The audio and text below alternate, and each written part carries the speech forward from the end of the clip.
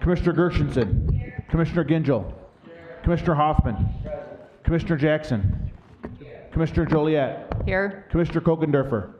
Here. Commissioner Kowal. Here. Commissioner Kuhn. Here. Commissioner Long. Here. Commissioner Lubes. Commissioner Markham. Commissioner McGillivray. Here. Commissioner Miller. Here. Commissioner Moss. Here. Commissioner Nelson. Here. Commissioner Powell. Commissioner Spiz. Here. Commissioner Weipert. Here. Commissioner Woodward. Here. Mr. Chair, you have a quorum. Thank you, Mr. Clerk. The invocation this evening will be delivered by the Honorable Commissioner Tom Kuhn. So I call Tom to the front to be followed by the Pledge of Allegiance.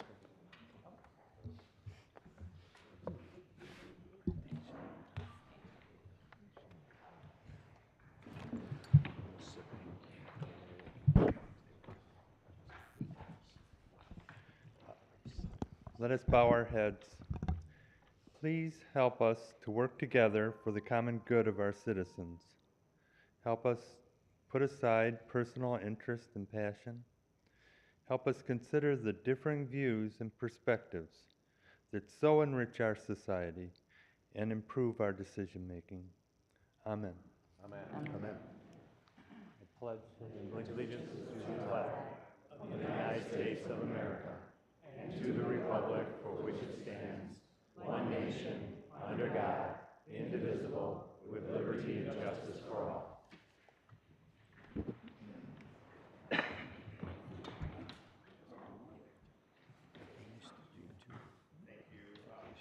Thank you, Commissioner Kuhn. This will now move us to approval of the minutes. Is there a motion to approve the minutes? Moved by Commissioner Nelson, seconded by Commissioner Gingell. Any discussion on the minutes from June 23rd? Seeing none, all in favor of approving the minutes, say aye. Aye. Opposed, say nay. Let the record reflect that the minutes are approved unanimously. That moves us to approval of the agenda. Commissioner Nelson moves the agenda. There's no amendments to it or anything. Seconded by Commissioner Miller. Any discussion on the agenda? Commissioner Spiz. Quick question, Mr. Chair. Did item E under legislative affairs on the consent get moved to regular? I haven't had a chance to look. Can you say that again? I did not hear it. Under consent, item E under legislative affairs, we asked to be moved to regular agenda. Has that been done? Yes, I think I'm looking at every E. item B or E. No, that's not it. It's D. Oh, no. No, I think on it's this C. list it's C. Hold on. It looks All like right, it's all well, changed. first let's 11C. refresh the agenda, currently. 11C. So it's item Urging the C, Governor of asking if Michigan- something's been moved to the regular agenda. Urging the Governor of Michigan to grant clemency, that one? You gotta speak closer to the mic. I can't, so I can hear The you. one urging the Governor of Michigan to grant clemency, that one. That is, right now it's on the consent. Do we want it on the regular agenda? Please. Okay. We will move item D under Legislative Affairs, Operation Committee under the consent agenda to the regular agenda under Legislative Affairs and Government Operations. And staff will make that adjustment, and I will signal everyone to refresh their screen when that happens. So with that change, any further discussion? Seeing none, all in favor of approving the agenda as presented, say aye. Aye. Aye. Opposed, say nay. Let the record reflect that the agenda is approved unanimously. This will move us to communications, and first up, I will call on, I'm just going to go in the order here, Commissioner Vice Chair Marcia Gershenson to present a proclamation to Sheriff of the Year. And I think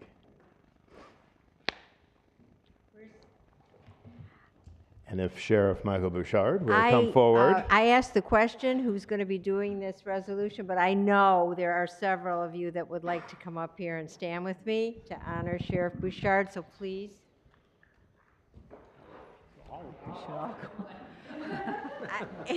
I'm happy to take the credit. I'd love to stand with him alone, but yeah. Yeah, good move, good move.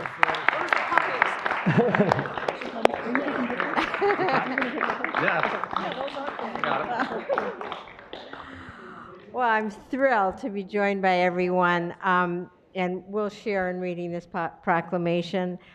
It is our distinct privilege to honor individuals such as Oakland County Sheriff Michael Bouchard, who has widely been recognized for his dedicating his life and his career to public service and protecting others. Whereas in January of 1999, Sheriff Bouchard was appointed to the position of Oakland County Sheriff and successor to John F. Nichols, who passed away suddenly. He was elected to the position in 2000 and has been reelected for 6 terms, making him the longest-serving sheriff in Oakland County history. And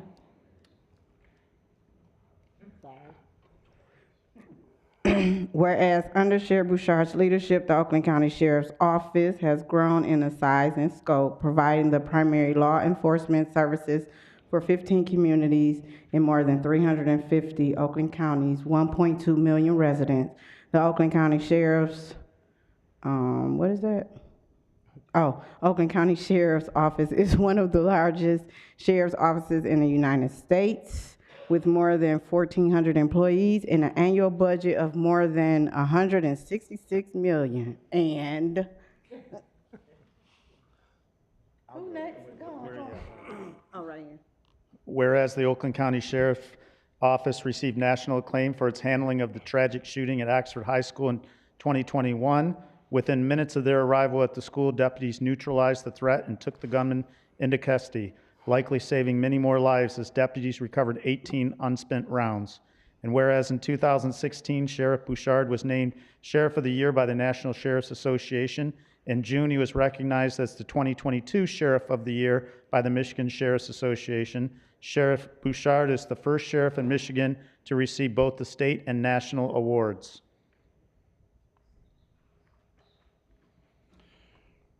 Whereas we join with Sheriff Bouchard's family, friends, and colleagues to congratulate him on his impressive accomplishments and recent recognition. On behalf of the people of Oakland County, we thank him for his decades of brave and honorable service to and leadership of the Oakland County Sheriff's Office. And now therefore, be resolved, David T. Woodard, Chairman of the Oakland County Board of Commissioners, together with the entire Board of Commissioners and the Vice Chairwoman, Marcia Gershenson, do proclaim special commendation to Oakland County Sheriff Michael J. Bouchard.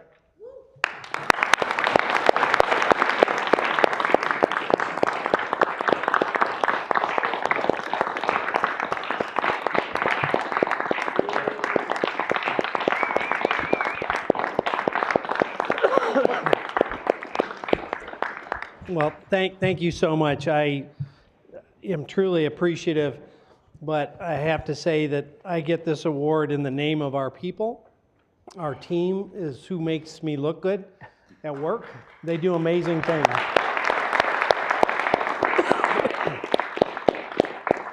So every day I'm super proud of them, the men and women that are going out there making a difference in lives, facing things head on. I'm proud to be in this profession and stand with them, and I appreciate everything that they do.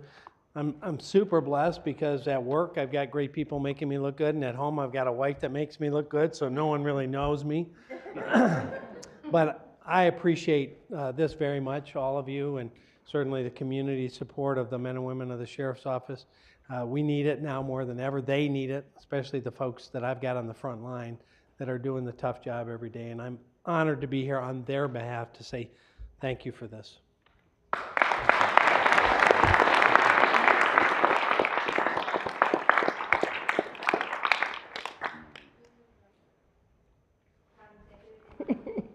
Sheriff, don't want to be left out.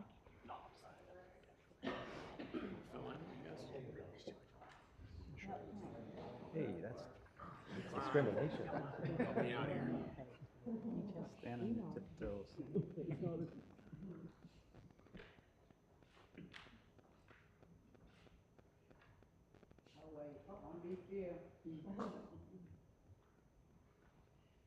All right.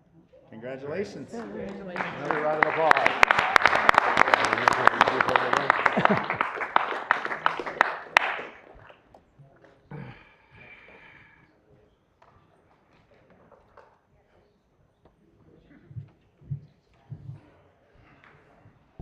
Again, And Sheriff, thank you for your leadership, and this board looks forward to continuing to work with you. Right. Next up, I'm going to call on Commissioner Angela Powell to present a proclamation to Mr. Nick Mansour. Good evening. So my colleagues always know I'm trying to honor somebody in Oakland County doing something good for our communities. And today we have the honor of honoring Nick Mansour. Whereas local small businesses and the entrepreneurial spirit of the driven, hardworking individuals who owe them support our economy and improve the quality of life. Excuse me, y'all had a rough day today. Quality of life for residents in our communities. And whereas Nick Mansour is,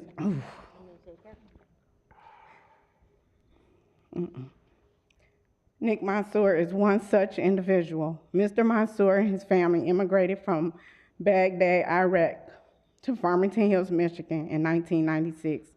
I am going to get through this. After arriving to the U.S., he worked several different jobs and decided he needed a better way to support his family. And whereas in 1998, with no prior restaurant experience, Mr. Mansour purchased Maya's Deli, located on North Saginaw Street in downtown Pontiac, and renamed it the Pontiac Diner. He committed himself to learning to cook all the items on the menu. Mr. Mansour, affectionately known as Chef Nick, went on to create a widely popular sandwich named after the Pontiac Bonneville that earned him the title of Chef of the Year by the Oakland Press in 2007. And whereas in 2009, following the relocation of Arts Beats and Eats Festival from Pontiac to Royal Oak, Mr. Mansour closed the Pontiac Diner despite having several offers to open a restaurant outside of Pontiac. He opened Nick's Corner at 225 Auburn Street that same year in 2014. The Oakland Press recognized Mr. Mansour as Chef of the Year for a second time. And whereas Mr. Mansour is deeply committed to the city of Pontiac and its residents, his kindness, generosity, and friendship has touched countless lives. Mr. Mansour has personally cooked thousands of free meals on Thanksgiving, Christmas Eve, and Easter for those in need. And yes, I have seen, witnessed, and volunteered to help with his efforts, so thank you. The past several years during the height of the COVID-19 pandemic, he hosted a drive-through event for children on Halloween where he distributed thousands of goodie bags and hot dogs.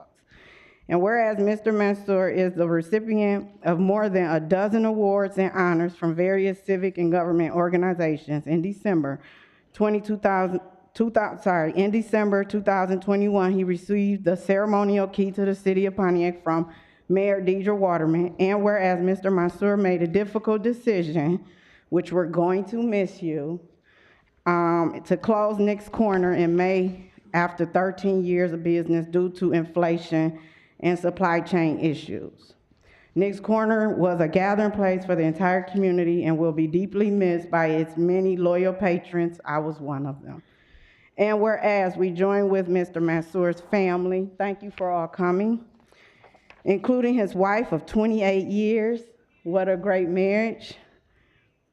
Oh, sorry, my phone going on. Wassam and daughters Nadine and Sarah, as well as his friends and the entire city of Pontiac, to organize him as a pillar of community and to thank him for his decades of hard work and dedication. Now, therefore, Dave T. Woodward, Chairman of the Oakland County Board of Commissioners, together with the Board Vice Chairwoman Marsha Gershenson, thank you, Commissioner Angela Powell, and the entire County Board of Commissioners do hereby proclaim special condemnation to Nick Mansour.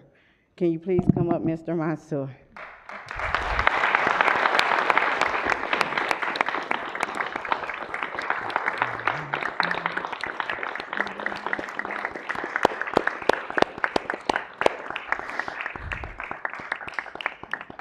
And thank you all for just being patient with me. Thank you. Can you have a couple words? Thanks, everybody. I don't deserve this honor. I couldn't do it without the support of the city of Pontiac. I was just a mirror for the community because they were very generous, supportive. They provided me with everything I have today. Thank God for them. They provide me with love, respect, protection, everything a man can get. Without them, I couldn't do it all these years. And I was just trying to set up an example for businesses that life is about give and take. If you want to get and do business in a community, it's good to give back to the community so they can recognize you that you are not only taking their money, but you are giving back something to them. And that's why I did what I did. I didn't do it all by myself. All these things that I'm getting credit for, I cannot do it without the community, which we were instilled as a family. It wasn't an individual effort, it was a joint effort, because it's a huge accomplishment. But I don't deserve all this credit. Luckily, I get that. Yeah. Thank you, everybody. Thank you.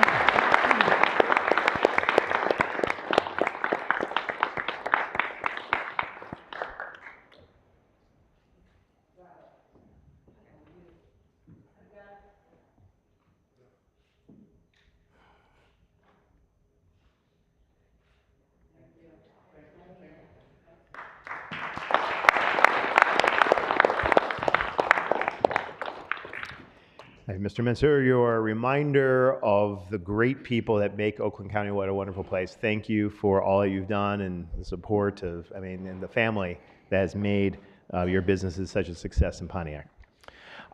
Next up, under communications, and this is a big presentation. Many people have been waiting for this. This is the opportunity we get to begin the process of doing arguably the most important role of Oakland County government, this Board of Commissioners. This begins the process of the budget hearing for the next 3 years. And so I will call on County Executive Dave Coulter to provide his recommended budget overview and then introduce all the members of the team. So, Mr. Executive, thank you. Welcome. Thank you.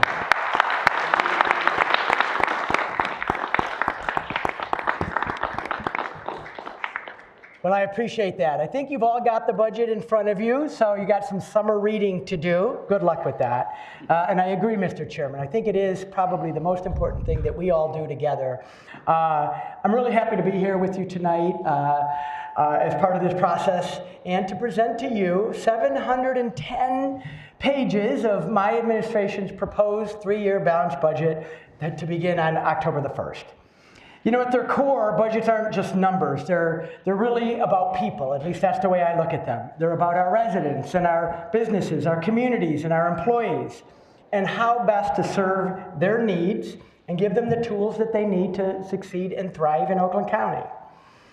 I truly am honored to work with all of you. You know, I've said before, I've been on the commission, so I understand the importance of your role, and as well as the other countywide elected officials who have all had a role in helping to shape this budget in a bipartisan fashion to achieve the goals and prepare a budget that meets our shared responsibility to the residents of Oakland County, making sure that Oakland County remains the premier place to live and do business, right?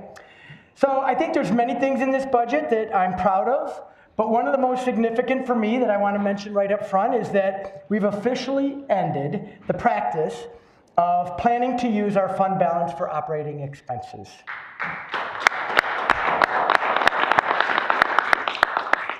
This budget represents a true spending plan that is structurally balanced and includes no transfers from the rainy day fund to fill any operational budget holes.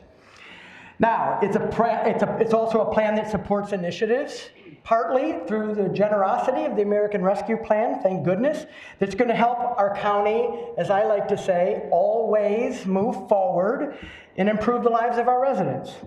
It's a plan that leans into the 7 goals that I identified earlier this year at the State of the County address. These goals focus on the health and success of our residents and our businesses and make sure that we have livable neighborhoods and communities that are environmentally sustainable, inclusive and welcoming for everybody. It's also a plan, by the way, that invests in all our employees during these challenging economic times with a proposed 5% pay increase, which will help ensure that we keep our competitive and talented workforce here in Oakland County.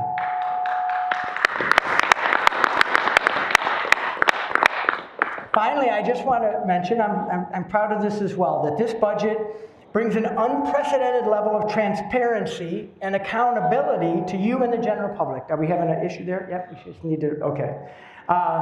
To you and to the general public. Each of the county's departments have developed what we call key performance indicators, which is going to tell us how well we're doing in providing services and programs to our residents. Those KPIs are regularly updated and will be available on a dashboard on our website. And our leadership team is reviewing each department's performance regularly at meetings that we call OakStat sessions, which tells us basically what's working well and what needs improvement. And again, you'll have the same access to the data that our leadership team does as well. So, with our first priority achieved in this budget, being structurally balanced, the bond rating agencies are taking notice, and I'm very proud of that. When they reaffirmed the county's AAA bond rating in April of this year, Moody's took note of our significant reserve cushion and strong management track record. And Standard & Poor's noted, I'm particularly proud, that they said that the current management team worked on improving this budgetary practice, I'm going to read this, by focusing on balanced budgets from the beginning of the budgetary process and not just throughout the year. These are attributes that I believe make Oakland County an attractive place when businesses are looking for a place to invest and when employees of those businesses are searching for a new home to move their families. The data doesn't lie. Now, is that still, am I still goofy? All right. Is that all right? Hold on. Thank you. Should I just take this one off? Let's just do that. All right. Yeah, okay, we'll just do that. Thank you. Now, we all know from our own pocketbooks and from what we're hearing from our residents and neighbors every day, we have to prepare for challenging economic conditions. And I believe that this budget does that, and we'll talk a little bit more about that in a minute. But there's also good news to share, and so let me start with that. Even after the county and the country was sent into a tailspin by COVID, Oakland County is on the way to bouncing back. The University of Michigan economists, who annually take a look at how the county is doing, had good news for us this year. We've recovered more than 2/3 of the jobs that we lost during the early days of the pandemic, and we're on a path to surpass pre-pandemic employment levels by September of next year. And of course, something that we can all take pride in, the announcement in January from General Motors was extremely encouraging. That automaker plans to make a $4 billion investment in the Orion Township plant, the largest one in their history. It's going to retain 1,000 jobs in Oakland County and create 2,300 more. I believe that, yeah. for those, yeah. And that's good not just for Mike's district, but for the entire county and the entire region, because I think that that kind of an investment in electric vehicles burnishes our reputation as a key location for advanced manufacturing in this country, and will help attract others as well. And I think that was borne out by the fact that we've been designated North America's site for the Center for Advanced Manufacturing that's going to come to Oakland County through our partnership with Automation Alley. We should be very proud of that. So, don't get me wrong, these developments are really good news.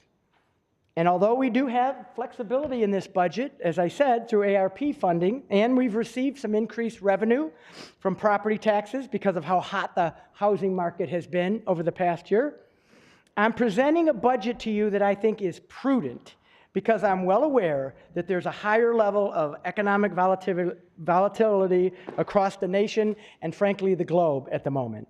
So, we've built a budget that's designed to withstand bumps in the road when the economy experiences that. We're using careful assumptions, and Kyle's going to talk more about that, for our revenue estimates. We're going to spend our ARP dollars on one-time investments that won't increase the budget on an ongoing basis. And we're letting departments and elected officials know that they should be prepared for additional budget reductions if the conditions warrant. And We're protecting our rainy day fund from withdrawals. But there's more work to do, so that's why we're investing our time, our energy, our ARP resources into programs to help us prepare, educate, and train our residents and students for careers that not only match their talents and passion, but better steer them towards good-paying jobs that are still in very high demand. So I want to talk about that for a minute. Our program called Oakland 80 Career and Education Navigators had officially launched last week. It provides career coaching and guidance, resources, and wraparound services so that any resident facing barriers to getting an education and training in this county that they need for a successful career can overcome those obstacles. And that program's an extension of the other services we're providing. We're doing things like giving child care scholarships, 313 of them so far. Tuition scholarships through Oakland County Michigan Works. We've done 165 of those already. We're providing everything from bikes and books, registration fees, and wraparound services so that people have whatever it is they need to overcome the obstacles to get that education, and they don't let that education slip and slide so they don't get those jobs. This is a win-win for our residents who can more easily access better paying jobs and our employers who know that there's a pipeline of available talent to meet their needs as well. So it's not just our residents that we're helping, and I want to talk about our Business Forward program for a minute. Business Forward is a team of 9 counselors embedded in the communities throughout the county, and it's making a big difference already for our small businesses. You know, we've got about 39,000 businesses in Oakland County.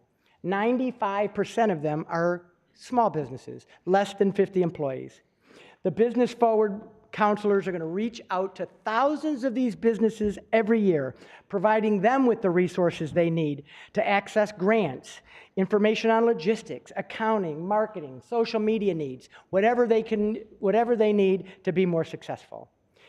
Why? Because, and I remember this as mayor of Ferndale, and I think you know this too from the communities that you represent, these are the backbone of our local communities. They make our downtowns and our communities unique and lively. And if we're going to be a great county, we need a great, strong, small business community. So I want to give you just a couple of examples already of what this, to just highlight what this team has been able to do.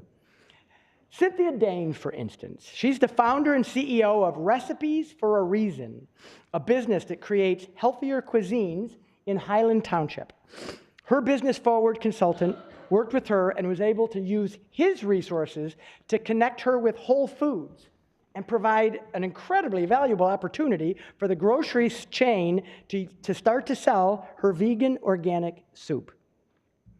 Or another example, Total Glamour Beauty Supply in Southfield. They transitioned from being from the corporate world to being entrepreneurs. But they quickly got burned out from the day-to-day grind that comes with running your own business. And they didn't have the time to find the information and the resources that were available to help them. Their Business Forward consultant was able to help, and now they have a refreshed roadmap for the future and, frankly, a new sense of hope.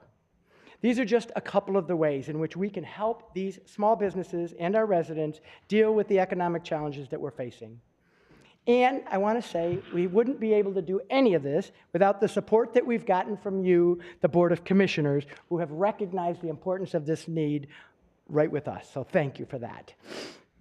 So even with an unpredictable economy, we know that the time to invest in these services and programs is now. You don't wait until bad news comes. You prepare our county for possible bad times. So this budget includes key funding for initiatives that align with the goals that I laid out at the State of the County. I talked about Business Forward in Oakland 80, but I want to talk about some of the other programs that you will see funded through this budget. You've heard about the Health 360 program in partnership with Honor Community Health, Oakland Livingston Human Services. Nearly 5,000 residents have already received vital health care and wraparound services in these new locations with these new services. And in addition, Honor Health is going to partner with us to offer a residency program to help train doctors in communities that are in desperate need of more health professionals, access to health care.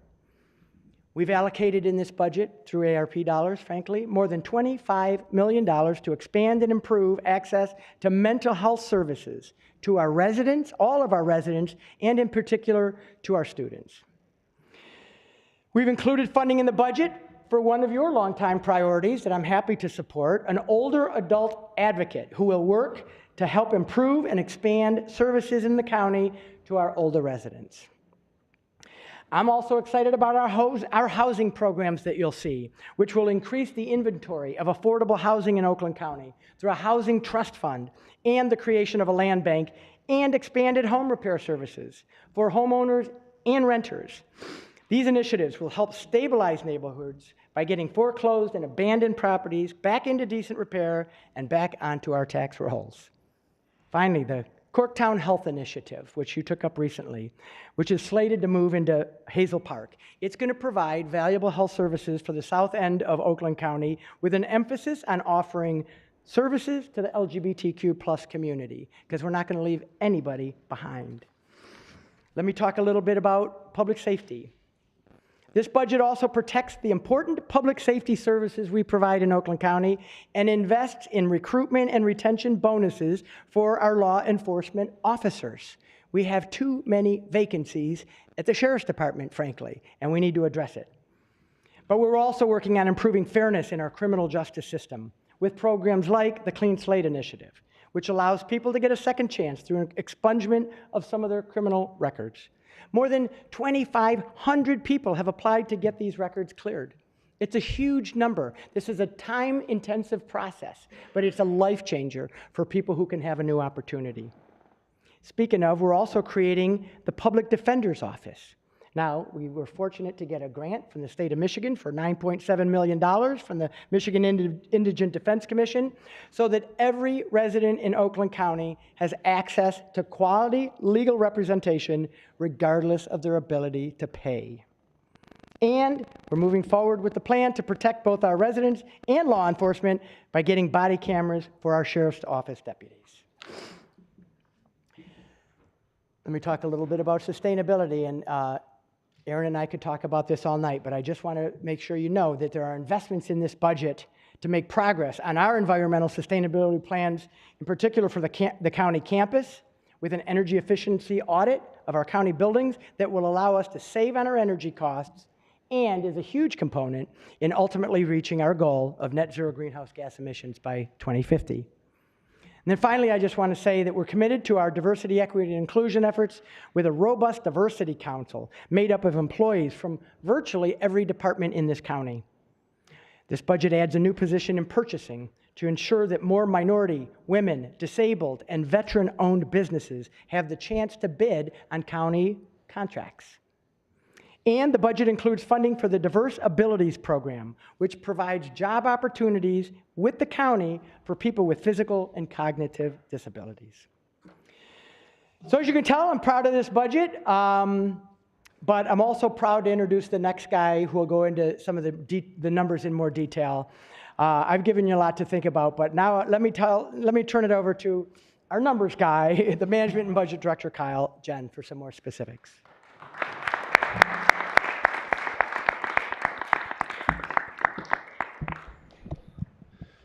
Thank you, Executive Coulter. I do want to walk you through the numbers. I'm not going to walk you through every number on all 710 pages, but do want to walk you through some of the key numbers in terms of what our approach has been to build this budget.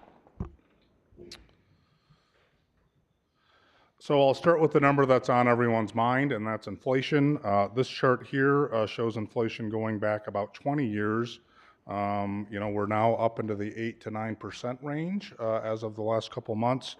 That's actually the highest since the early 1980s, so fairly unprecedented in recent decades, and that's why we're trying to be as careful as possible in terms of thinking about and accounting for all the ways that inflation affects our budget.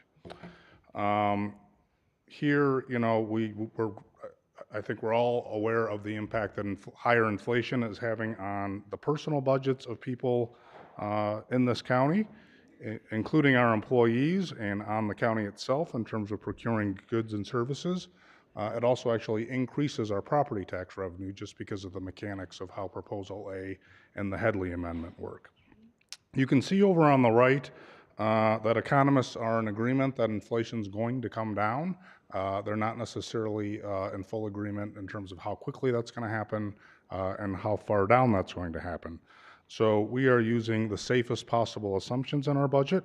We are not assuming higher inflation past 2021 and 2022 in terms of our revenue estimates. And in terms of proposing increases in general employee compensation, we're going to wait until we have hard data on both inflation and revenue before we bring those to you as we're bringing the 5% increase to you today as a proposal.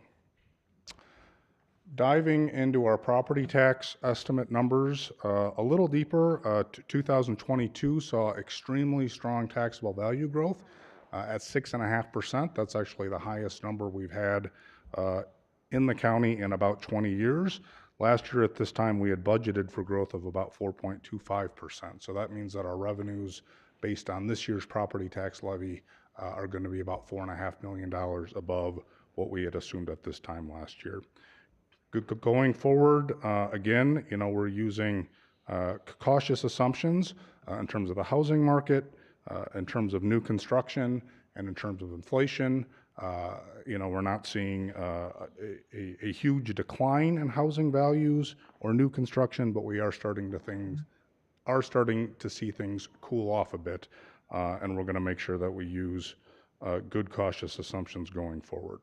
So for property tax revenue for 2023, based on what we already know about the inflation number for that year, we're projecting property tax growth of about 6%, and then in future years, we're assuming numbers that are more in line with the historical growth number of about 4% per year. In terms of the long-term look at our property tax revenue history, you can see even with the higher growth we're experiencing right now, that total property tax revenue is just now getting back to the peak that it was at before the Great Recession at about $270 million. And when you account for inflation, we're actually still down about 25% as those state constitutional provisions have constrained growth over the last 15 years. And then in terms of our operating millage rate, we continue to be affected by required Headley rollbacks, and you'll see that 2022 is actually the first year where that millage rate is going to fall below 4 at 3.9686. So in terms of general fund revenue from all sources, property tax revenue makes up over half of this revenue, but we do have other sources. Again, higher projected growth for 2023 at 5.6% based on property tax revenues, and then returning to more historical numbers between 2 and 3% per year. We have gone through and adjusted all of our estimates on general fund revenue sources, and I would highlight that we have removed $1.7 million in attorney fees that historically partially indigent defendants have had to pay, and that really goes hand in hand with the plan to stand up a public defender's office using state grant funds and ensure that all residents receive a fair hearing in the criminal justice system. So, turning to the expenditure side.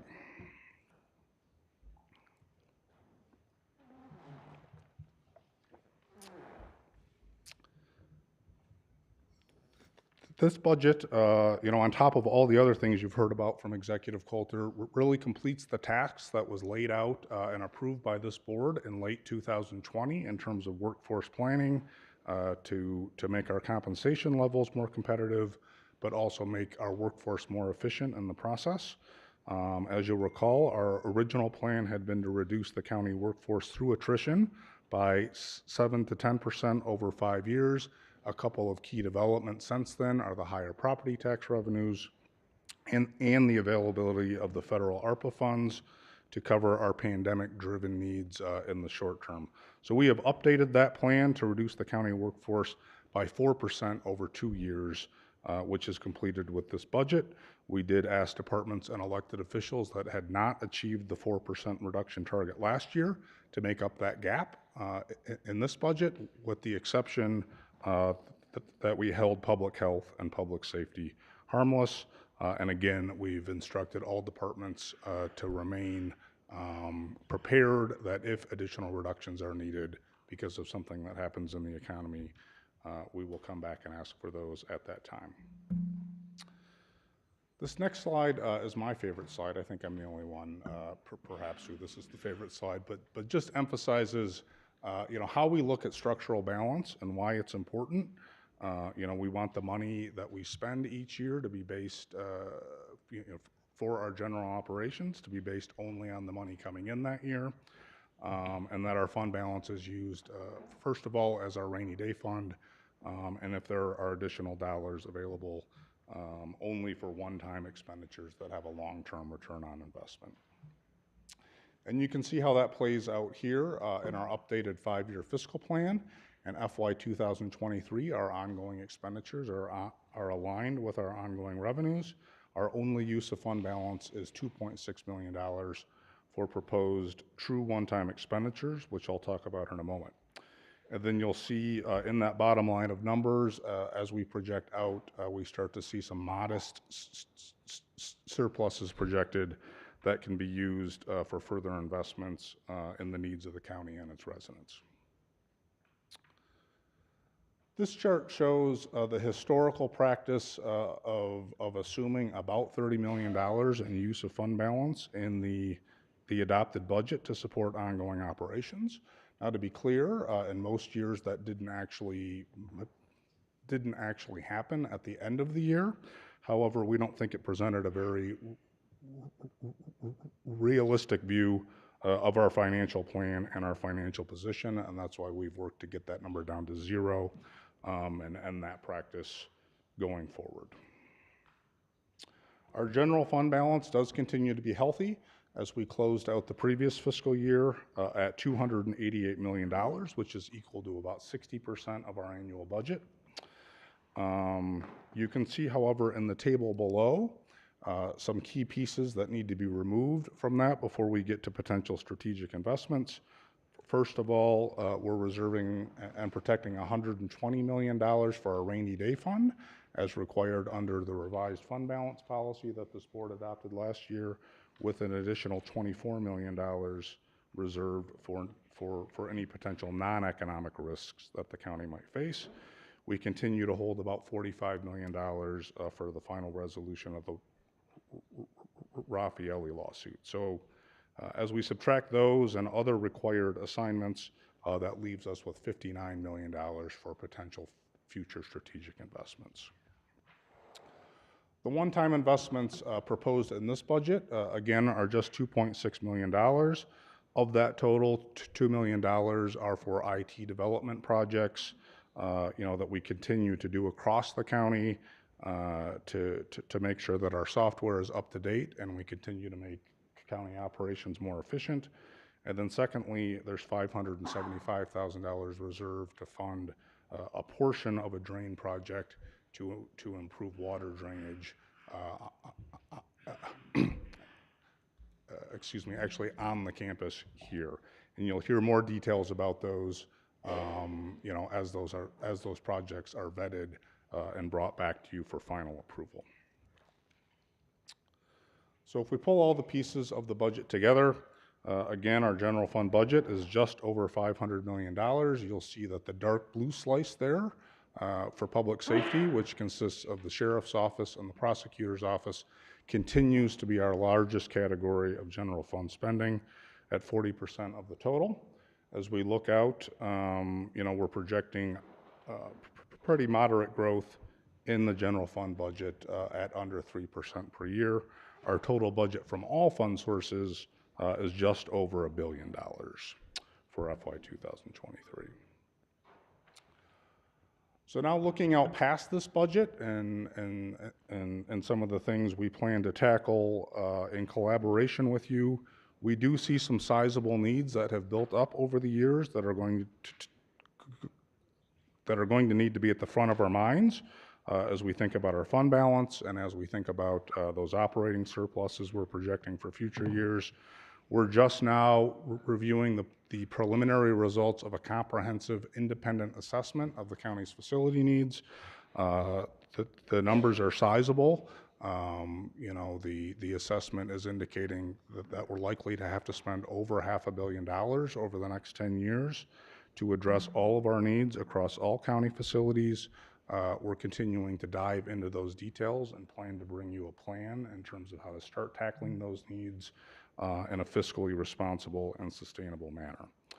On the IT front, the large project you know, that's next up in the queue is replacement of the circuit court case management system, which you may be aware is actually over 40 years old, which is pretty remarkable for an IT system. The competitive RFP process to replace that system is just beginning, and we'll determine the cost, but the cost could well exceed $20 million to get that project done. And we know that there are, you know, that there are other upgrades and protections that we're going to need to put in place, particularly as we look at the ever-changing landscape of cybersecurity threats. And then finally, just a quick update on the Raffaelli lawsuit. You know, with the approval of the Claims Committee, the county has pursued a legal settlement with the plaintiffs to allow both the county and the property owners to move forward. We anticipate bringing a resolution to you in the near future to appropriate the funds for that. We've been reserving, you know, a sufficient amount of funds in that fund balance assignment, but you should be aware that will reduce our reported fund balance going forward. And we certainly continue to closely monitor other potential legal risks that may be out there, and will bring recommended budget adjustments to you as needed to ensure continued fiscal stability. So, with that, I will turn things back over to the county executive to wrap things up. Don't go too far. That slide, by the way, should sober us up a little bit. We have, I'm just going to put a finer point on that, hundreds of millions of dollars in capital improvement needs identified in the Plant Moran study.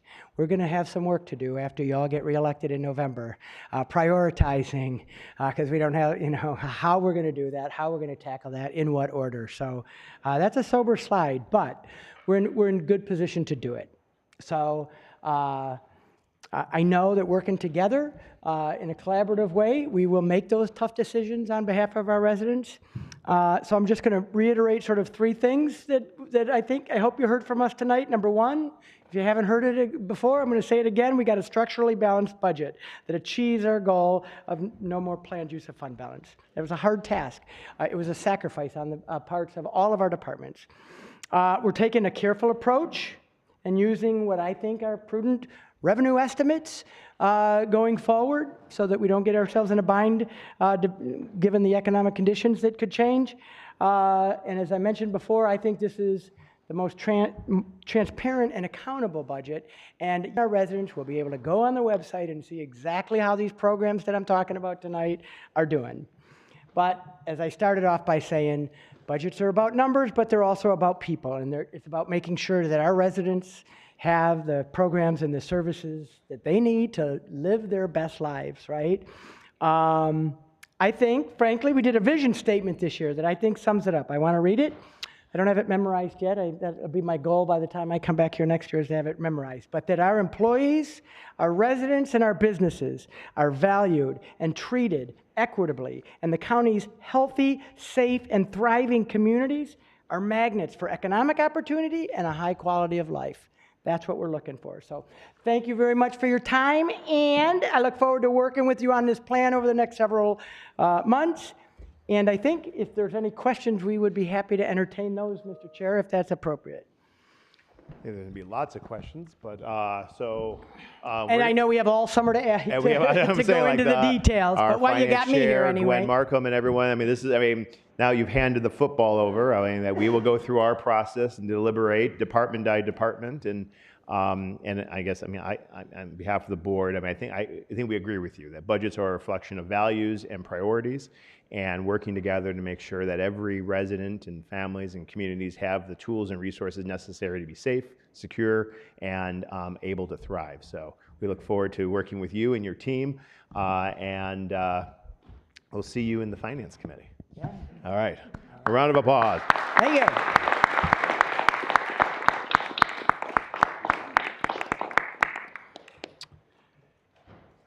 Okay, where's my papers?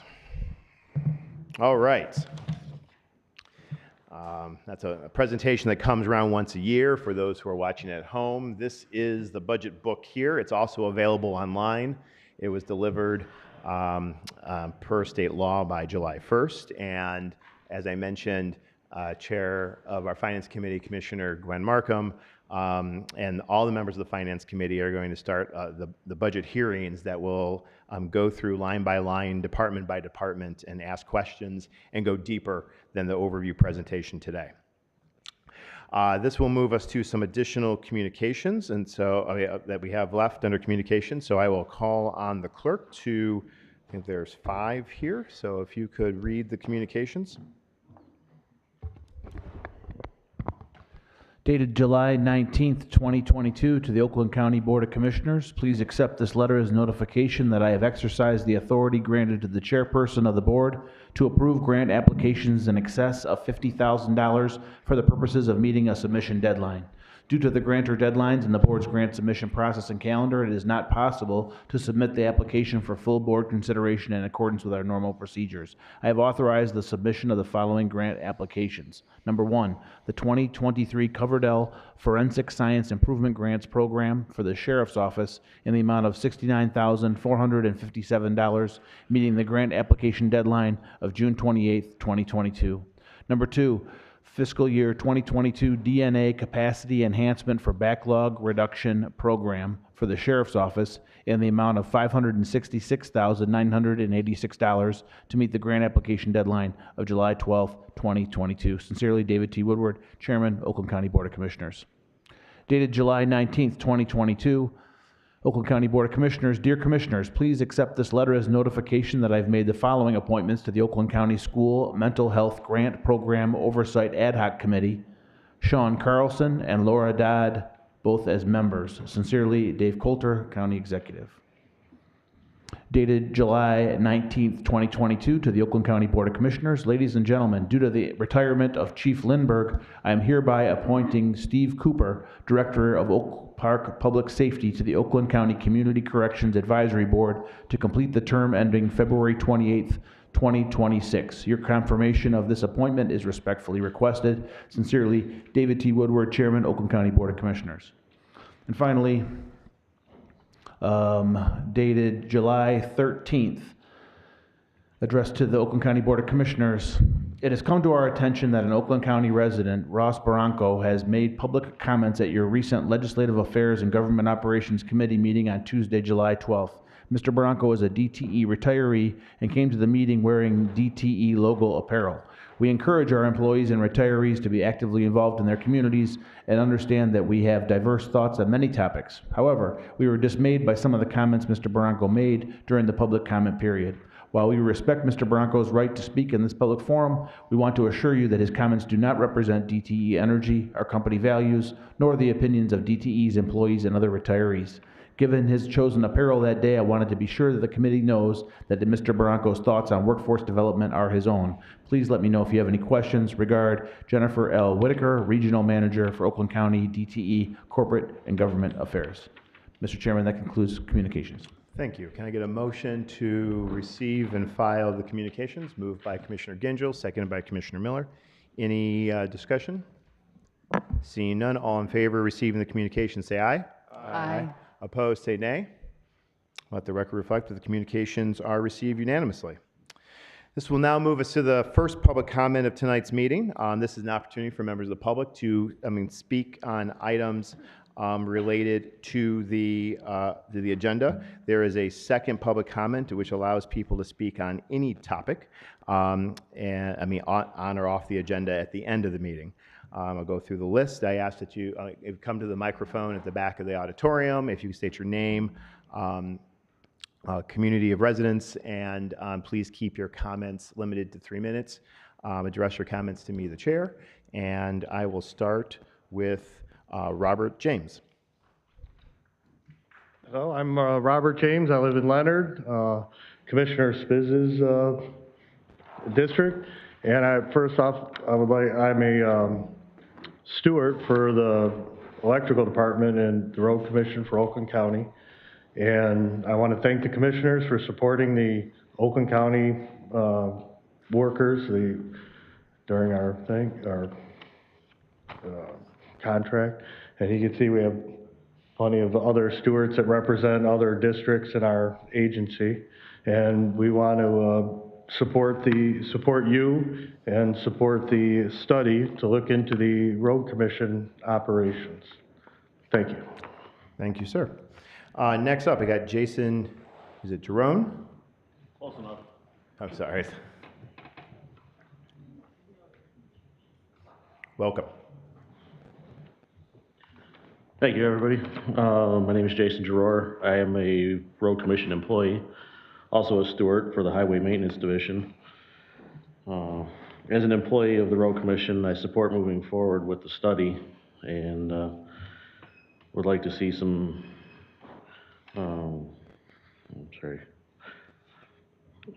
see the type of transparency will show taxpayers and public also that everybody's serious about the taxpayer dollars. So, thanks. Okay. Thank you very much. Next up, Nicholas Atkins, followed by Mickey Hershey. Hello, my name is Nicholas Atkins. I live in Independence Township, District 4, I think Ms. Karen Joliet's district. I work at the Road Commission, and I'd just like to thank everybody for supporting us and coming out for the informational pickets.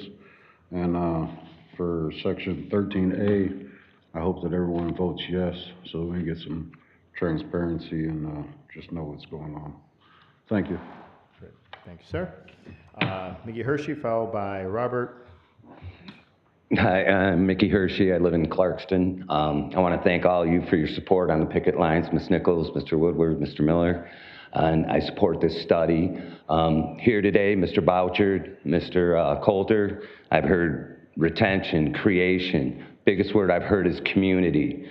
Safety, respect, dignity, and pride are all just shallow words at the Road Commission. Don't be fooled by anything you've heard from anybody else.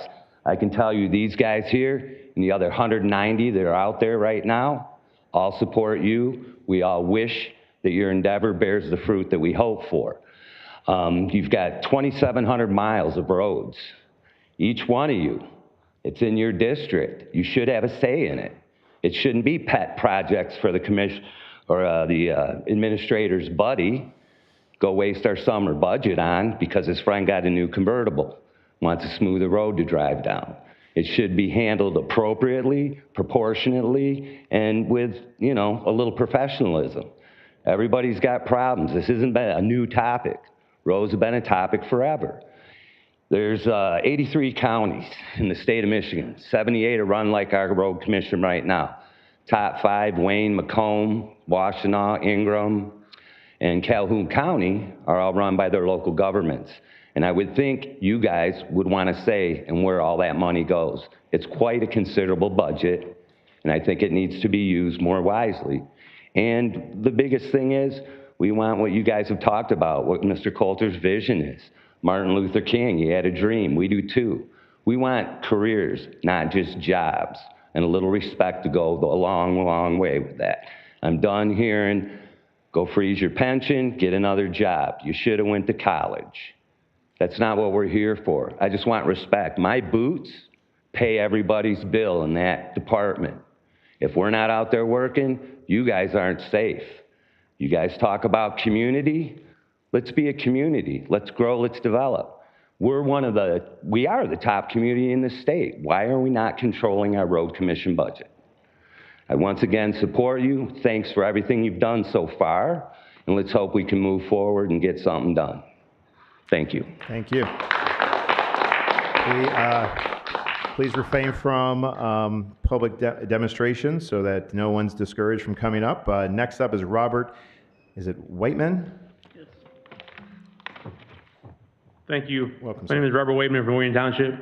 I thank you for supporting us during the strike for paving forests and stuff like that. So thank you for all your support for that. And I would like you to, if possible, check us over for as a, take the road commission over to help us with you have say so and what we do with the roads or plowing or taking care of the roads, anything like that. Thank you for your time. Thank you.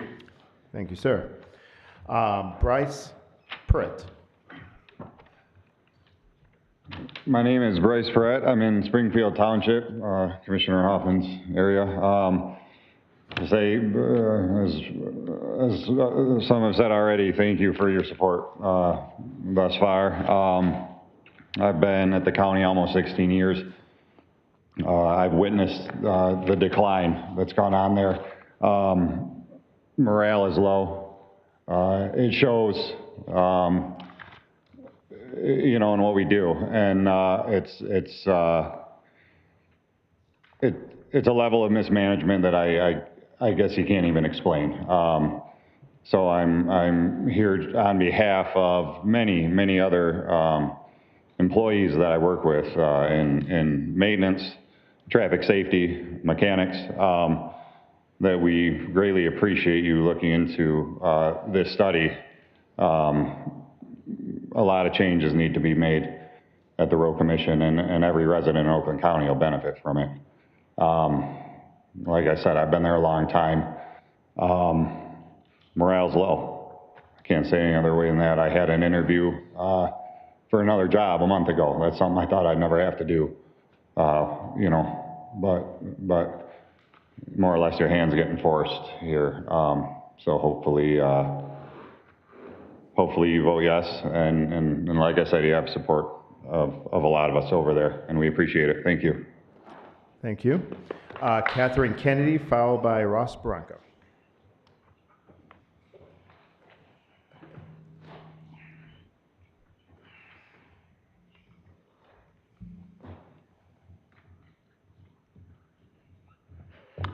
Good evening. Is Mr. Coulter still in the room, or did he leave for the evening? Well, thank you, Commissioners. I actually was looking for Mr. Coulter or Mr. Bouchard, if they're still in the room. They left. This is the both. meeting of the Board of Commissioners. So Okay. all the commissioners are in. Well, I was just going to thank him for telling us that he actually was very, unprecedented level of transparency in the county. And I actually would like to request Mr. Coulter and Mr. Bouchard to make sure to overturn the denial that I was given for FOIA reference number F003985-063002 and FOIA reference number F003987-063022. I've actually been getting security warnings if I try to go to OakGov for all week. I also don't work with computers very well, but this is actually for the Democratic caucus meetings on June 7th and June 23rd that are so materially substantive to the land bank issue, the new online tax foreclosure issue, the master plan for Orion Township issue, the new Gliwa water bill issue that was inserted. And as of this morning, items 7D through 7H didn't exist when I printed the agenda. Item 11D for the Zoning Enabling Act, it was there, but they've removed that. It was tabled for now in Lago, thankfully, on July 12th. And then we have the reprehensible number 16C, where we've got $5 million for, I have no idea what. It's called a competitive grant opportunity to support school districts, public school academies, and nonprofit organizations. Now, first of all, that's not competitive if you don't include businesses. The business community has been completely excluded from any grant opportunities for all mental health and well-being services. Did you know that?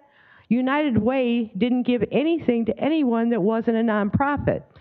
And more recent history, people maybe don't know, there's two types of nonprofits now.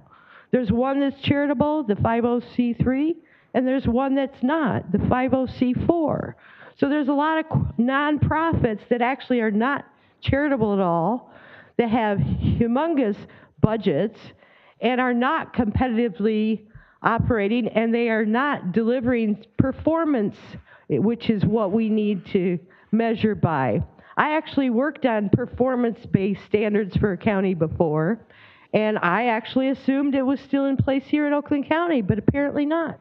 So I guess I ran out of time, but I have so many that have been added. But the fact that when I printed this morning, it had Thank you, Ms. 730 Kennedy. pages, There's and the another- print I got there's here another doesn't tell me how time many pages for public there are. comment. Thank you That's for not coming. transparent, sorry.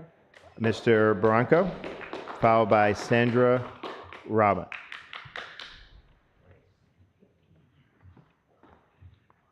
Kudos on items 7A, 11B, D, and E, 12A, and 11A finally in a timely manner has been brought up.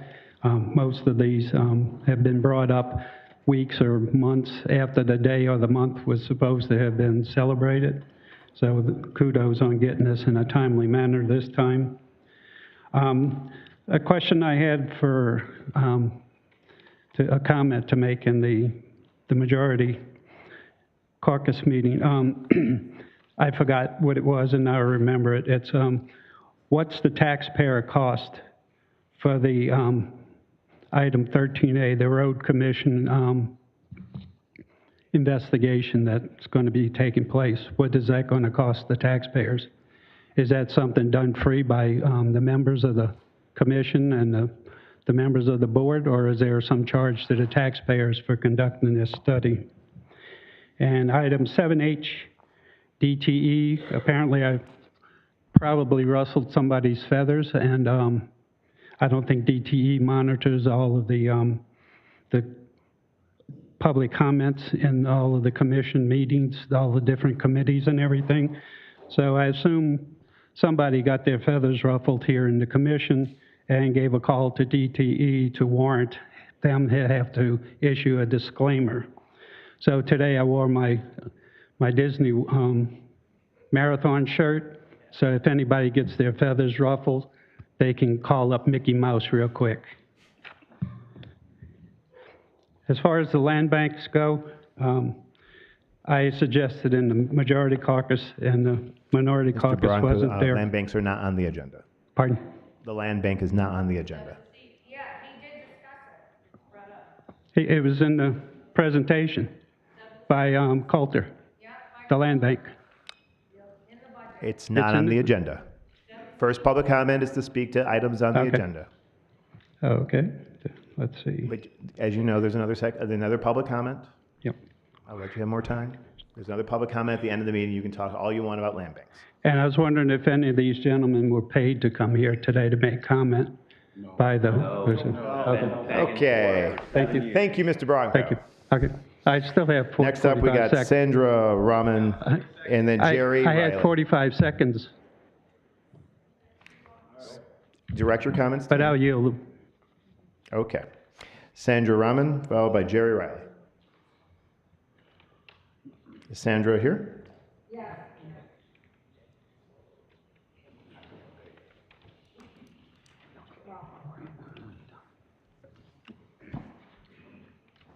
Hi, Sandra Rahman, Clarkston. Welcome. I'd like to know how these guys knew about the agenda today, because it's not on the agenda this morning. So how did we get 20 guys here? Ma'am, Who we appreciate direct your very comments much. to me. Okay, well, that's directed to you, sir. I'd also like to direct the fact about this land bank that was spoken by Coulter, and I'm sorry he's It's not not here. on the agenda, Okay. so keep your comment. There's ample time at the end of the meeting to talk all you want about the land bank. Okay, well, he spoke of the mandates. He spoke of the clean slate on his presentation about clean slate. Now, if there's mandates, which there's mandates against our military, and they get dishonorably discharged for not getting the vaccination, how are you allowing people to get a clean slate when you're not even allowing our military to have a clean slate? So let's think about that. The,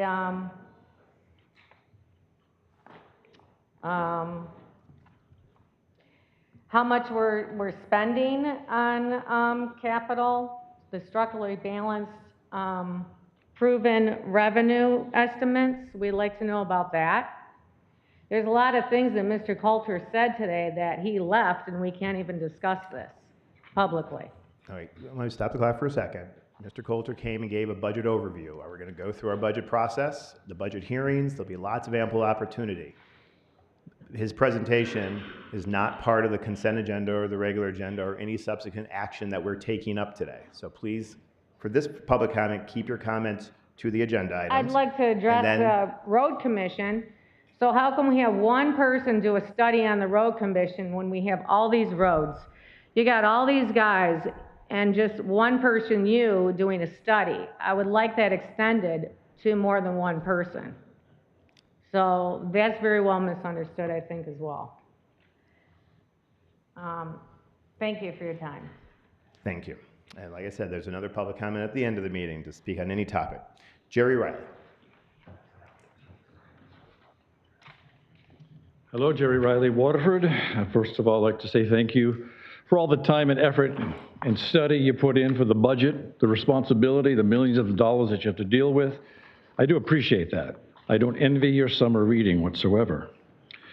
I do like to comment to the Public Health and Safety Committee, the resolution appropriating American Rescue Plan Act. As you know, the ARPA is a $1.9 trillion act by the federal government, and we get $244 million plus in this county. This is something different that I'm going to tell you, but I was referencing this. I'd like to take just a few moments and report to you on some of the feedback out in the community regarding the whole pandemic and the whole rescue plan.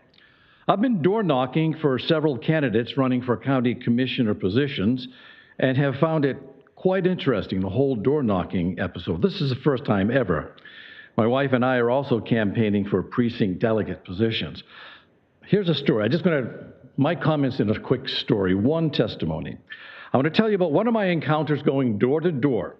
As I approached this gentleman out in the front yard, he was raking leaves. I introduced myself and who I am and what I am doing. And I said to him, I was never involved in politics until the whole pandemic came, and I realized that our freedoms are being taken away. This gentleman, about my age, threw his rake down on the ground, took his gloves off, and put his hands on his hips, and looked at me, and he was off. He described a perfect situation of the government using a pandemic to control people, crush businesses, mandate masks, mandate shots, and all the other disastrous effects that have happened to this country.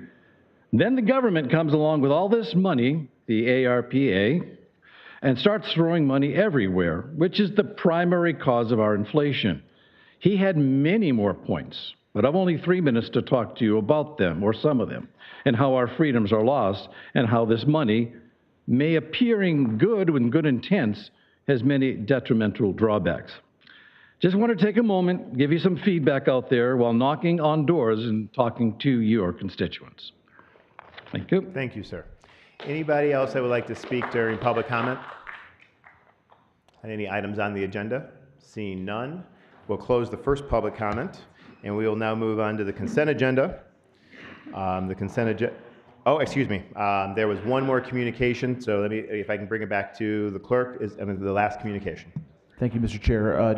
Dated July 19th, 2022, please accept this letter as notification on the appointments of the Oakland County School Mental Health Grant Program Oversight Ad Hoc Committee. The Ad Hoc Committee will be organized under the provisions of the board rules. The members of the task force will be Commissioner Penny Lubes, Chair, Commissioner David Woodward, Commissioner Karen Joliet. Pursuant to Miscellaneous Resolution 22238, the charge of the Ad Hoc Committee is to develop the grant application, determine application due date, review incoming grant applications, evaluate and recommend applications for approval to the Board of Commissioners. Sincerely, David T. Woodward, Chairman, Oakland County Board of Commissioners.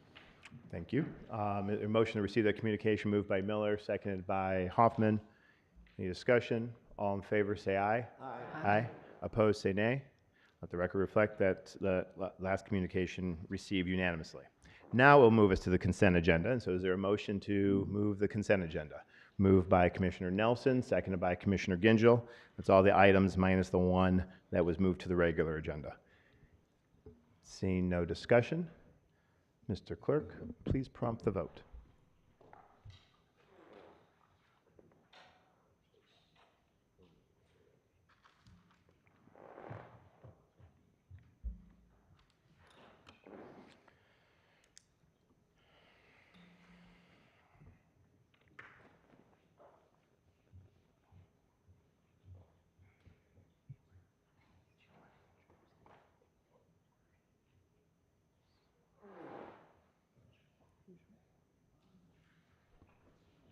Commissioner Spiz?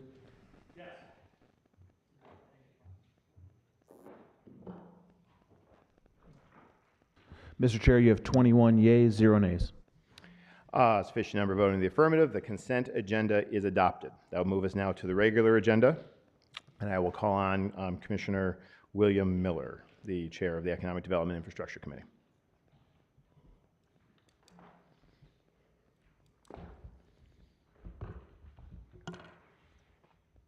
Thank you, Mr. Chair. I have one agenda item today, resolution creating special committee to study road commission operation options. Moved by Commissioner Miller, seconded by Commissioner Cavell. Is there any discussion? Seeing no discussion, Mr. Clerk, please prompt the vote.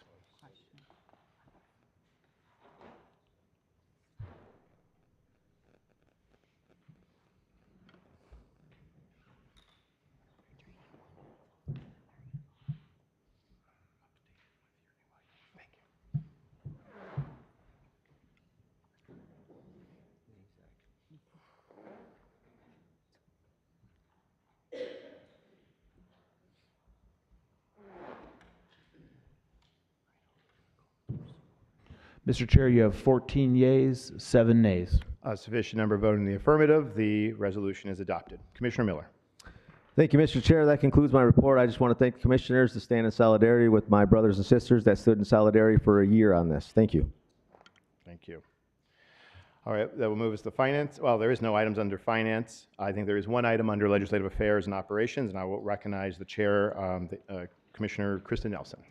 Thank you, Mr. Chair. I have one item. It's item A, urging the governor of Michigan to grant clemency to Mr. Kinsu. Moved by Commissioner Nelson, seconded by Commissioner Hoffman. Is there any discussion? Commissioner Long.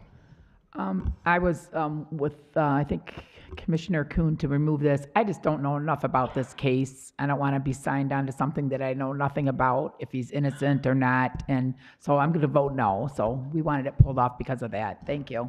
Understood. Commissioner Hoffman. This gentleman has been in prison, I think, for 36 years. It's pretty, there's convincing evidence that he is not guilty. There was a murder committed. The crime took place, I believe, in Mount Clemens area. Our witnesses said this guy was up north. The Attorney General or one of the courts said, if you have more evidence, we will reconsider this case. More people came to the forefront who said that, yes, in fact, this guy was up north. The government said, well, that's not new evidence. But my argument is it concurs with the first evidence that this guy was not there. He couldn't have been there. There was a theory about, they call it the magic carpet theory, where somehow this guy could have hopped on a plane, flown down here, committed the crime, flown back up north, and there's absolutely no proof. They provided no proof of this. Senator Carl Levin, before he passed away, he was thoroughly convinced that this guy is innocent, and he was working on it. And I just think this is a terrible injustice. I think he's been in prison long enough. Unless they can prove he did it, which they haven't been able to do, he should be set free. Thank you, Commissioner Hoffman. Commissioner Cavell. I just want to say we also passed a resolution with. We also passed a resolution like this last year, so that might refresh our memories. And also, I agree with you, Bob. This, whether he's guilty or not, having injustice exist in our system makes the system flawed. So let's fix it. Thank you, Commissioner. Commissioner Nelson. Thank you, Mr. Chair. I too will be supporting this resolution, and just to kind of further provide some more insight on Commissioner Cavell. We did take a vote on September 29th of 2021. That was a very similar resolution, and it passed unanimously. Thank you, Commissioner. Commissioner Moss. It's my understanding that both Attorney General Nessel and Governor Whitmer have reviewed this and declined to either recommend or offer clemency. So there's that. Thank you. Thank you, Commissioner. Any further discussion? Seeing no further discussion, Mr. Clerk, please prompt the vote.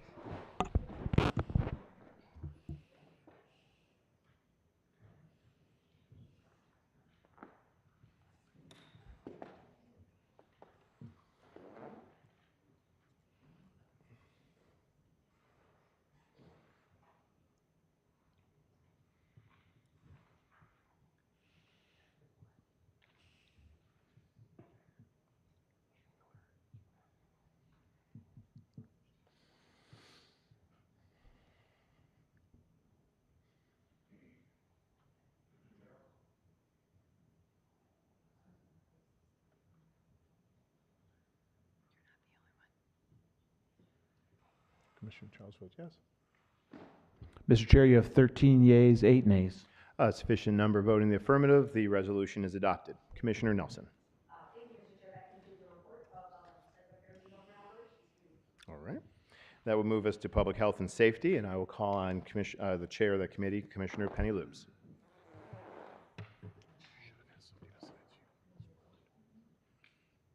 Thank you, Mr. Chair. I have 2 items tonight. The first is a resolution approving the appointment of District Court Magistrate Cody Ellwanger. Moved by Commissioner Lubes, seconded by Commissioner Hoffman. Any discussion? Seeing none, Mr. Clerk, please prompt the vote for the appointment of Magistrate Ellwanger.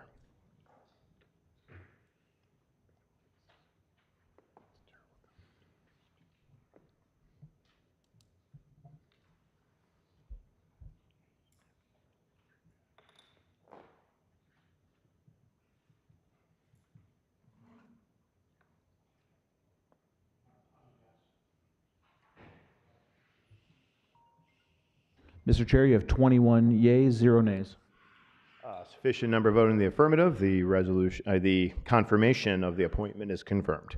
Commissioner Lubes. Thank you.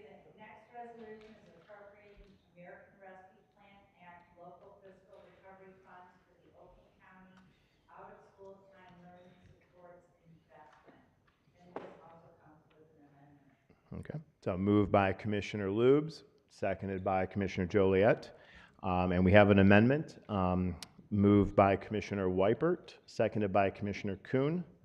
Commissioner Weipert or Kuhn, would you like to speak to the amendment? The amendment for everybody is in your packet. Can I? Okay, yep, Commissioner. Yeah, Yep. Mr. Chair, I Commissioner Kuhn. appreciate that. Again, my concern here is to assure greater transparency.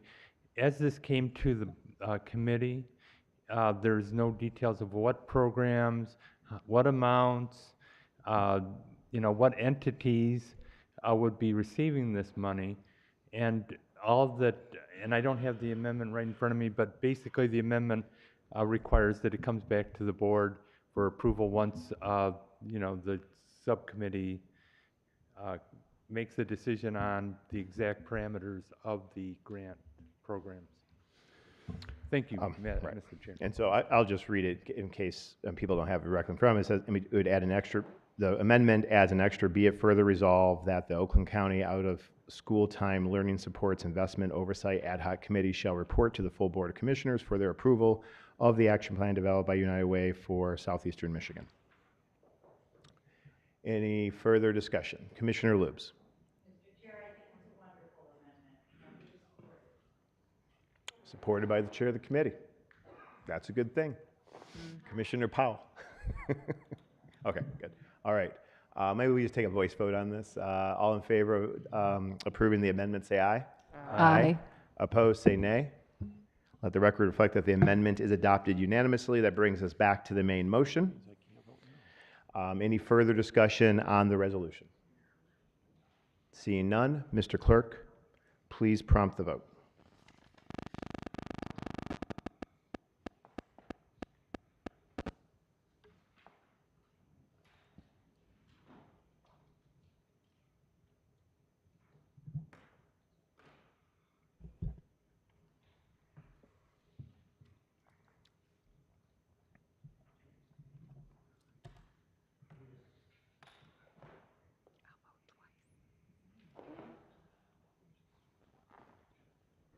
Mr. Chair, you have 20 yeas, 1 nay. Sufficient number voting in the affirmative. The resolution is adopted. Commissioner Loops. There is no other business from the public health and safety. Okay, thank you very much. Well, that will conclude the regular business. Is there, I move it to reports of special committees. There is none. Special order business, none. Unfinished business, none. New and miscellaneous business. And I believe there are 4 resolutions for introduction, and I'm just going to call them in the order that they appear before us. I will, first is the, I guess I'll call on Commissioner Cavell. And I'm going to kick it over to Commissioner Spiz. Commissioner Spiz. Thank you, Mr. Chair. I'd like to introduce a resolution appropriating ARPA funds to create a crisis intervention training pilot program in partnership with Oakland Community Health Network, and I refer to public health and safety. Health, and finance. And finance, yeah. Yep. Okay. Referred without objection. Next, I think this is Commissioner Jackson. Thank you, Chair. Do you have? I would like to bring forth a resolution supporting Senate Bill 117 and House Bill 4902 to help Michigan business and workers procure contracts with the state of Michigan. And I'm going to be referring this to Lago. Referred to Legislative Affairs and Government Operations without objection. Next, I'll call on Commissioner Powell. Thank you, Chair. I'd like to introduce miscellaneous resolution appropriating American Rescue Plan Act funds, local fiscal recovery funds funding to address safety concerns in the school district of the city of Pontiac. And I want to refer it to finance. And maybe public health and safety. Huh? And public health and safety. If it's does it intersect with both of those? So we going to public health and safety first? Yeah. Yeah. First, Public then health and safety finance. and finance without objection. Okay, thank you. Next up, I'll call on Commissioner Weipert. Thank you, Mr. Chair. I have a miscellaneous resolution sponsored by myself, Commissioner Christine Long, and Commissioner Gwen Markham.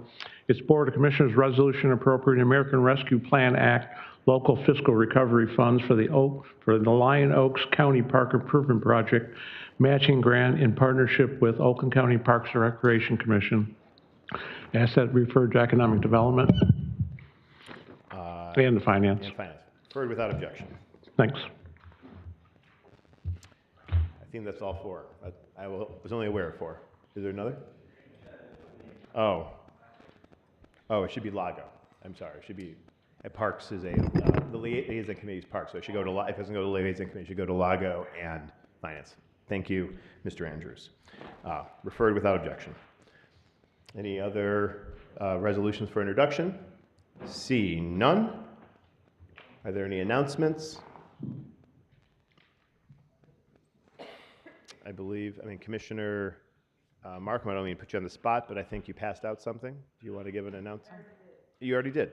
All right, announcement made. That's why the prompt. Oakland County Pioneer Historical Society, which is located over on Cesar Chavez Boulevard by the Wisner Home and Wisner Stadium. They're having a annual ice cream social the weekend of July 30th and 31st. It's a 2-day event. It's free. Go find out about Oakland County history. It's a really fun event and it's a family event. So please come. Thank you. Any further announcements? Seeing none, this will bring us to the second public comment. This is the opportunity to comment on any topic whatsoever on or off the agenda. I will start with the folks there in front of me, and then we'll go from there. Thomas Cavalier from Waterford. Welcome. Hello, my name is Thomas Cavalier. I live in Waterford Township, which is Commissioner Coel's district. I just wanted to thank the commissioners that came out and stood with the 324 while we were working in solidarity. And then I also wanted to thank you guys for, I guess, voting in the affirmative. Looks like I signed the wrong sheet of paper. I should have been on that one. So my apologies. But thank you, all the commissioners that support us. We appreciate it, and have a good night. Thank you very much. Next up is Catherine Kennedy, followed by Ross Bronco.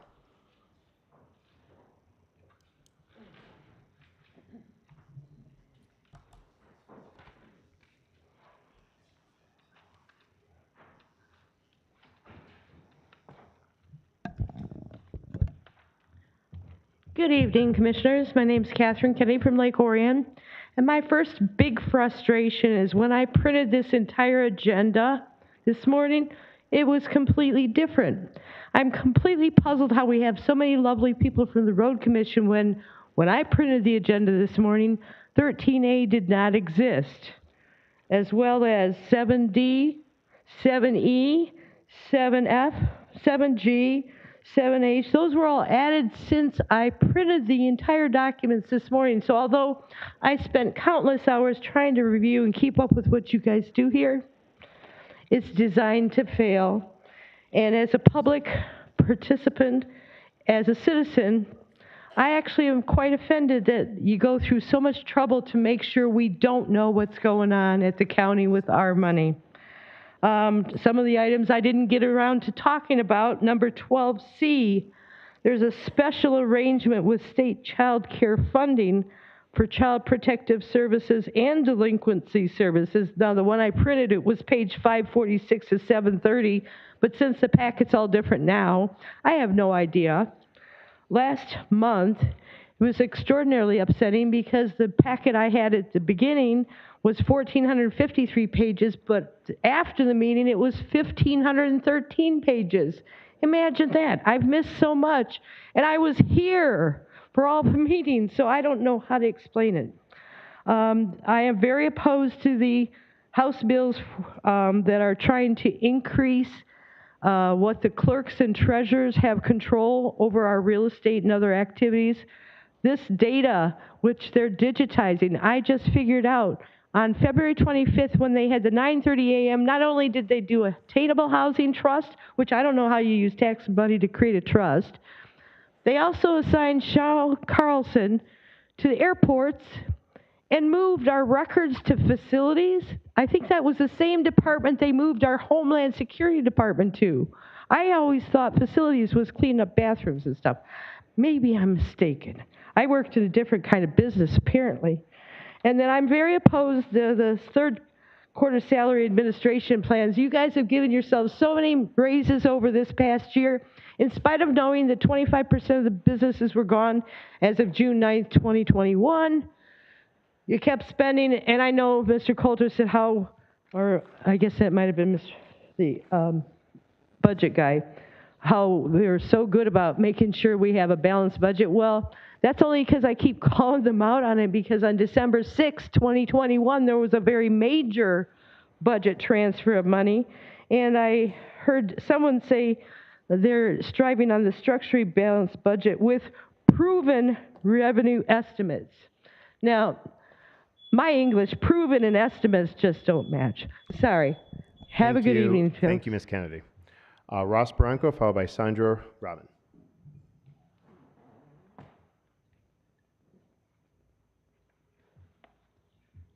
I agree about the agenda. According to your own rules, you're supposed to post it 72 hours before the meeting. It's been changed at least 3 times within that time period. The DTE deal was 70 at one time. On Ms. Kennedy's printout, it wasn't on there at all. And on the latest printout, it's 7H. Things keep changing around, moving around, what's on, what's not on the agenda, and everything's supposed to be set 72 hours before the meeting occurs. and you're failing to do it. On the budget review, they mentioned the inflation. If you notice, the gasoline prices are coming down.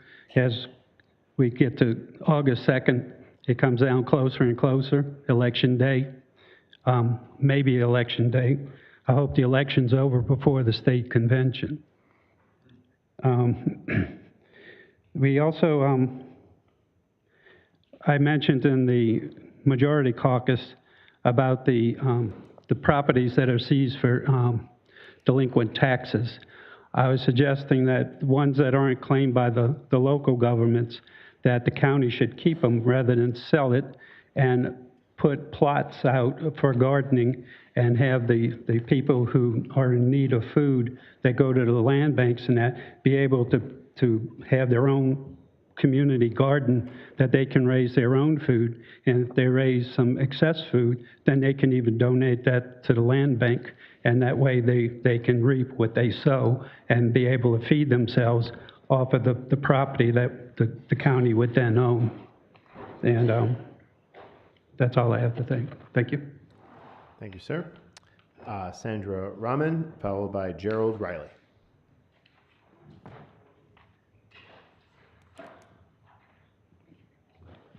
Yes, Sandra Rahman. So I haven't been here before, but obviously I am aware now of what's going on, and I'm not happy about things that are being slid under the bus since 2020. I know that a lot of things have changed, Mr. Woodward, since you've taken over. And I want to say one thing about the airplanes flying into Oakland County Airport and how we're flying in all these immigrants, and then you're dispersing them around Pontiac, and now you're dispersing them in Lake Orion. We see planes and people flying into all these upper peninsula counties now. I want you to be aware that Gretchen Whitmer is selling all of our state properties around all of our waterways in Michigan. Look at it. It's being auctioned off to the highest bidder starting August 2nd. That is very suspicious to me. Michigan is one of the highest and biggest fresh waterways, and we are selling that off. That's very upsetting. Another thing we're doing here in Oakland County is allowing some kind of a land bank. Now, this is a way of laundering money, putting money in different places. It's very suspicious to me. Development is being coordinated, and there's conflicts of interest with some of our commissioners here who have wives who are realtors, and then they're in charge of Oakland County or Orion Planning and Development. And then all of a sudden the commissioners don't show up here to vote when we need a negative vote or a nay vote on some of these issues. So I want this to be paid attention and stick up for our constitutional rights. You guys are our elected commissioners, and we respect your opinion, and we also would respect you to look out for the people because we voted for you. Thank you. Thank you very much. Gerald Riley is next. Hello again, Gerald Riley from Waterford.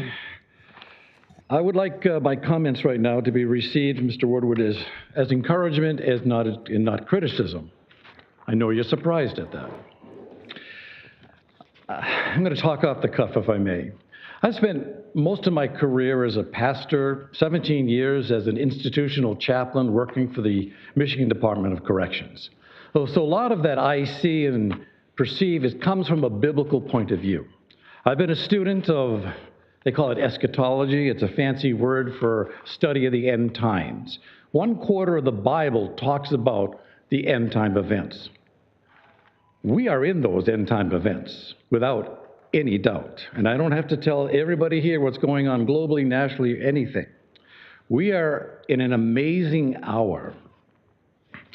And a few weeks ago, I stood here and made a statement, and I'm going to repeat it again. And I mean this as encouragement and not criticism.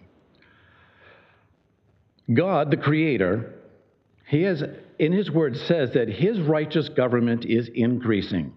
This government is seen in many ways as light, and His light is increasing. while darkness or evil will be exposed, particularly evil in controlling governments and agendas to be revealed. I'd like to read from Isaiah 60, and it says this, and this regards us in all governments. Arise and shine, for your light has come, and the glory of the Lord has risen upon you. Darkness will cover the earth, and deep darkness upon the peoples. The Lord will rise upon you, and his glory will be upon you and all the nations. And they will come to you in your life, and kings, for the brightness of your shining has risen. The responsibility of government people in this hour is intense. And I just really, my heart aches and prays for you, all of you, that we are listening to God the Creator. A righteous government is being pursued. And I encourage you with that. It's just a wild, I'm amazed. I said to my wife the other day, I'm surprised that so much evil is being revealed right now.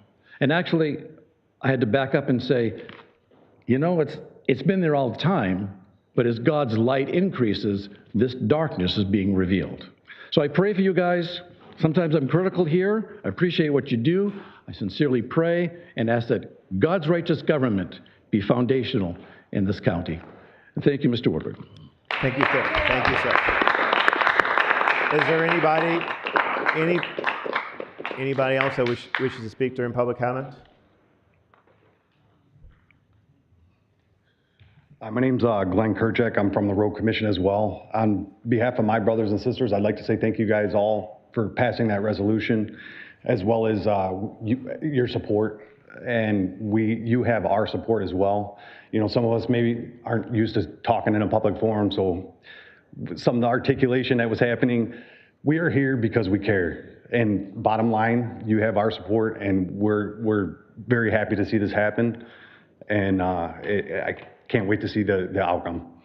Thank you very much, Thank sir. you. Anybody else?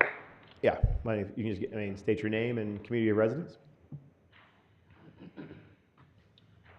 Doug Fleury, Madison Heights, union electrician, brothers. I stand here because of what I hear on my jobs about how the left has lost their way. And they have, okay? You're talking about transparency. I don't see any of that with Oakland County, okay? To piggyback off of our pastor here, these are the end times. And you know what not helping us out is doing? Signing along with the World Economic Forum. Now, I got to dig a little deeper into this as far as your connection to it, but I'm not sure if you guys know what you're signing up for.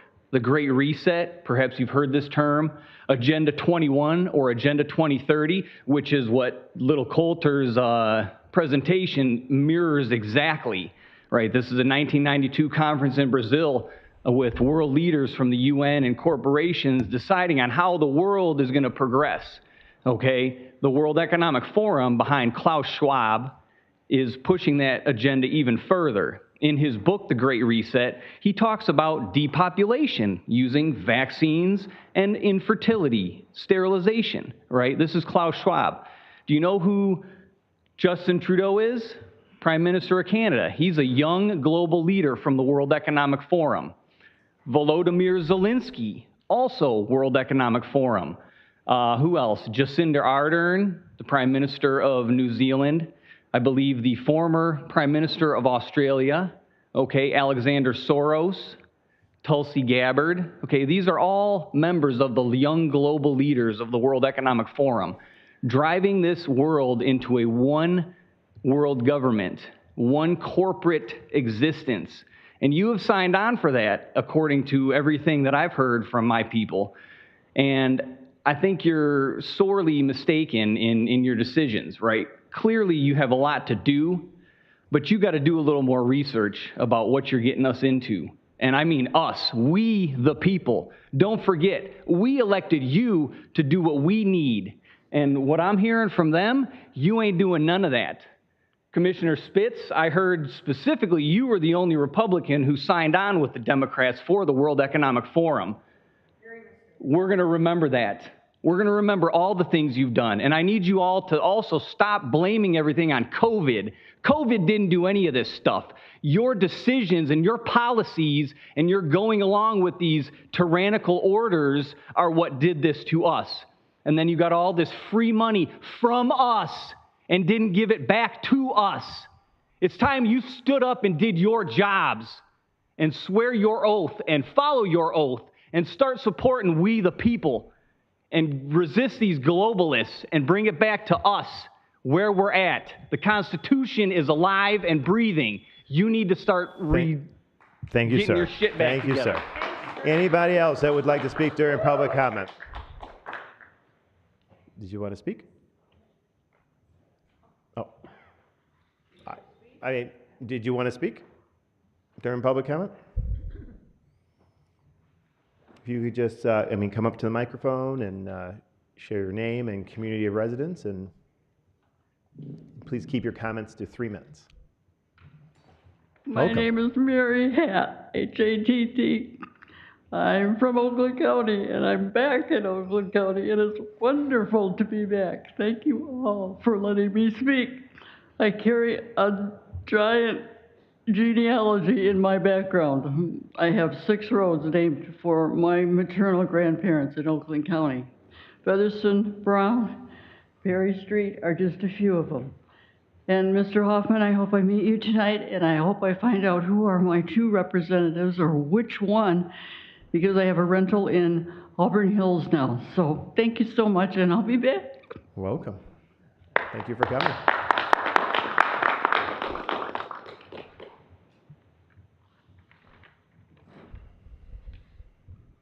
Hello, I'm Hello. Jessica Natsula. I'm from Oakland County, and I wanted to speak to this. Closer to the mic. Oakland County has been digitizing our records, including real estate, identity, voting, and other records placed in a super index to start a fee subscription service and is making us completely hackable. Why is Oakland County enabling a contractor to create QR codes for citizens for an opinion survey? QR codes should never be used on humans, since designed for inventory control with data capture and tracking functions. And people that are voting on this, if you consider yourself, if you've heard the statement, hackable humans, I personally am not a hackable human, and I would appreciate not for you all to not vote on my behalf. Thank you. Thank you very much. Is anybody else to speak during public comment?